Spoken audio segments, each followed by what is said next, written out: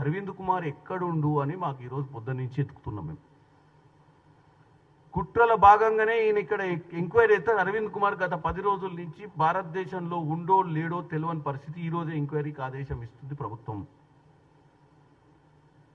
అరవింద్ కుమార్ కుటుంబ సభ్యులు కూడా ఈరోజు అనుకునేది ఏంటంటే ఆయన విదేశాలకు పోయిందా, మరి ఎక్కడుండో కేటీఆర్ గారే చెప్పాలి, మరి అరవింద్ కుమార్ గారు ఎక్కడుండో ఆయన బయటకు వచ్చి చెప్పాలి. ఇప్పుడు ఈరోజు కేటీఆర్ గారు ఏసీబీ ఎంక్వైరీకి పాల్గొంటుండే కానీ అసలు విట్నెస్, అసలు అధికారి దీంట్లో టోటల్గా 44 కోట్ల రూపాయలు ఏదైతే ఆ క్యాబినెట్ ఆమోదం లేకుండా జరిగినటువంటి ట్రాన్స్ఫర్కి మెయిన్ విట్నెసే ఈరోజు మాకు తెలిసిన సమాచారం ఏంటంటే విదేశాలకు వెళ్ళిపోయింది ఆల్రెడీ.